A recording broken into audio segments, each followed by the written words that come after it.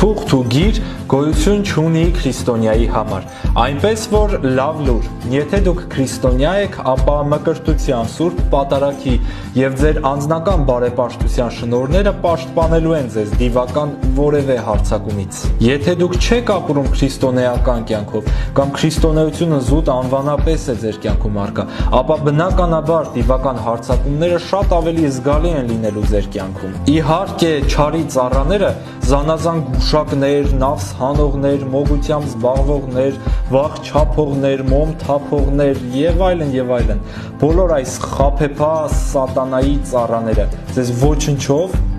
օգնել չեն կարողանալու, գումար են շորթելու եւ ձեզ պարզապես դարձնելու են չարի խաղալիք։ Իհարկե, եթե դուք գնաք գուշակի մոտ, չարը կարող է շատ հետաքրքիր խաղ խաղալ։ Սկզբում ձեր կյանքում գուշակի ասածները մեկ էլ տեսար իրոք սկսեն իրականանալ, կամ գուշակը ինչ-ինչ չար, բնականաբար չար ուժերի ազդեցությամբ ձեզ որոշակի ճիշտ բաներ կասի եւ սատանան կսկսի սերմանել ձեր մեջ հավատքը առ հրաշագործություններ, որը գործում է չարի ծառան, չարի տված չակերտավոր զորությամբ։ Ու դուք կհավատաք, բայց ինչ կլինի հետո։ Իսկ հետոն լինելու է շատ դաժան ու ցավոտ, որովհետև սատանան երբեք չի սիրելու իր խաղալիքներին։